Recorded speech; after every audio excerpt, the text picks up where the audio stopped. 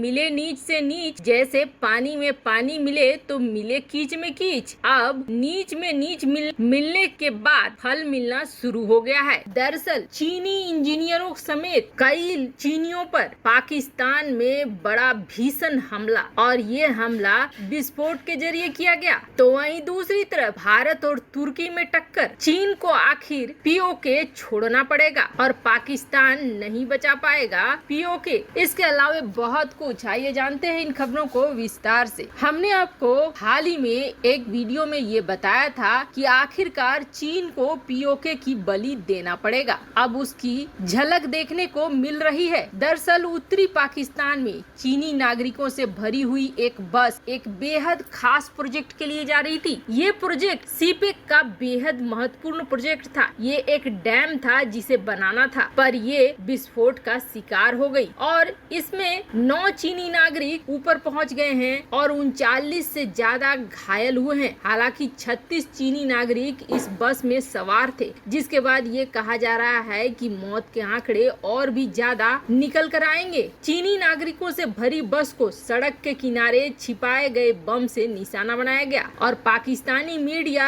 और international media लगातार इसे कवर कर रही है और कहा जा रहा है कि ये पूरी सोची समझी रणनीति के तहत किया गया हमला है। आपको बता दें, इस बस में चीनी मजदूर थे जिनको धांसू बांध के निर्माण स्थल पर ले जाया जा रहा था। वैसे इस घटना में पाकिस्तानी सेना के 2 जवान भी हताहत हुए हैं। 6 लोगों की तो कह रहे हैं कि मौके पर ही मौत हो गई है, पर खुद चीनी मीडिया ये कह रहा है कि अब तक कम से कम 13 मारे गए हैं। ये बहुत बड़ी कार्रवाई है और इस कार्रवाई से पूरा चीन हिल गया है। इसलिए हिल गया है कि अब सीपेक प्रोजेक्ट को और भी ज्यादा पीओके में या पाकिस्तान के किसी भी हिस्से में चला पाना चीन के लिए बहुत बड़ी मुश्किल खड़ा कर रहा है। अब बात उठ रही है कि आखिरकार किसने ये हमला किया और कैसे चीनी नागरिकों को निशाना बनाया गया। आपको बता दें, इससे पहले हमने आपको अपनी खबर में बताया था कि किस तरीके से पाकिस्तान में जो तालिबान का संगठन है वो पाकिस्तानी सेना को निशाना बनाया जा रहा है, क्योंकि ये बड़े ही कट्टरवादी सोच के हैं। इनकी सोच उसी तालिबान की तरह मिलती है जो अफगानिस्तान में है, बिल्कुल सरिया कानून वाले। ऐसे में ये चीनियों को बिल्कुल पसंद नहीं करते हैं और चीनी इन्वेस्टमेंट को तो और भी ज्यादा नहीं। साथ ही साथ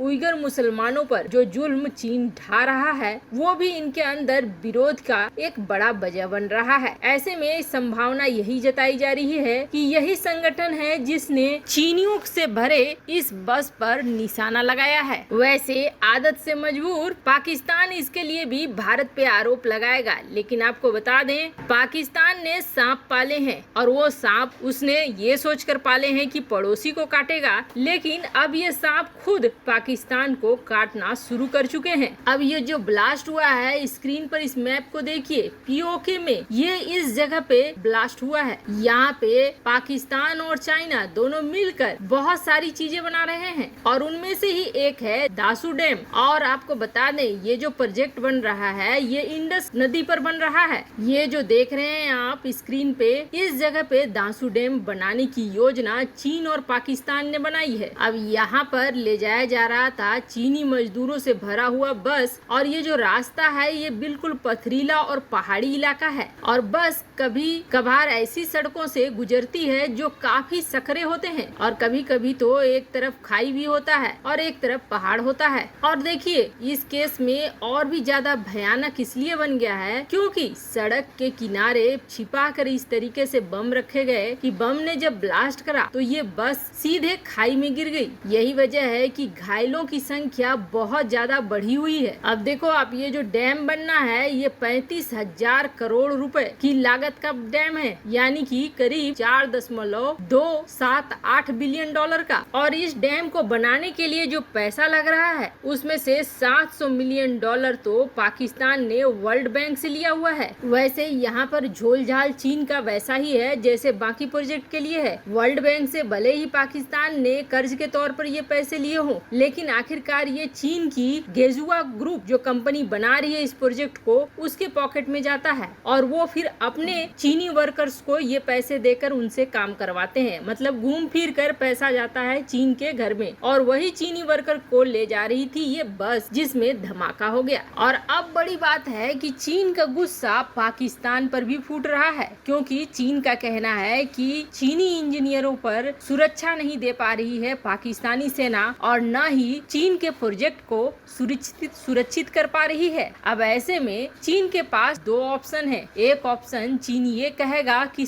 पूरे के पूरे पीओके को हम अपने अंडर में ले लेते हैं। वहीं दूसरा ऑप्शन कि वो अंततः पीओके को छोड़कर भागेगा। और दूसरा ऑप्शन ज्यादा लग रहा है, क्योंकि अब तक दुनिया में जितने भी प्रोजेक्ट चल रहे हैं चीन के, उसमें सबसे ज्यादा प्रभावित अगर कोई प्रोजेक्ट है तो वो सीपेक का प्रोजेक्ट है। और जिस तरीके से पीओके में हलचल मची हुई है, सीपेक को इस्टेब्लिश्ड होने ही नहीं दिया जा रहा है, वैसे में अंततः चीन को ये छोड़कर भागना ही पड़ेगा। वहीं दूसरी तरफ चीन और तुर्की की टक्कर हो गई और भारत के LCH को तुर्की ने चुरा लिया। भारत पुराने हथियारों की जगह कई नए तकनीक के अत्याधुनिक हथियारों की तैनाती करना शुरू कर चुका है। असर ये देखिए कि जिस HAL के पास पहले कोई काम नहीं था, अब ऑर्डर की लाइन लगी हुई है। ऐसा इसलिए क्योंकि भारत इससे पहले तक स्वदेशी हथियारों पर जोर नहीं दे रहा था, पर अब बदलते हुए रणनीति और बदलती हुई सरकार की सोच ने HAL को आत्मनिर्भर बनने का वक्त भी दिया है और ऑर्डर पे ऑर्डर आए जा रहे हैं। और अब तो सीन ऐसा हो गया है कि HAL के पास इतने ऑर्डर हैं कि अब वो प्राइवेट कंपनियों को हायर कर रही है और भी ज्यादा अपने क्षमता को बढ़ाने की कोशिश कर रही है। पर अब हालात ऐसे हो रहे हैं कि अकेला HAL की ये क्षमता नहीं होगी कि पूरी दुनिया भर को सप्लाई कर सके। ऐसे में भारत को कई प्राइवेट सेक्टर की कंपनियों की जरूरत होगी। वैसे अभी तो HAL की दम पर ही भारत काफी आगे निकल जा रहा है। और इसी क्रम में सबसे बड़ी खबर लेकर HAL आया है कि वो अपने लाइट कॉम्बैट हेलीकॉप्टर यानी LCH का पहला बैच सेना को सौंपने के लिए तैयार हो रहा है। जहां भारतीय वायुसेना को 65 लाइट कॉम्बैट हेलीकॉप्टर और भारतीय थल सेना को 125 अटैक हेलीकॉप्टर की जरूरत है और पहाड़ी क्षेत्रों में हल्के लड़ाकू विमानों की डिमांड बढ़ जाती है। HAL जल्द से जल्द LCH को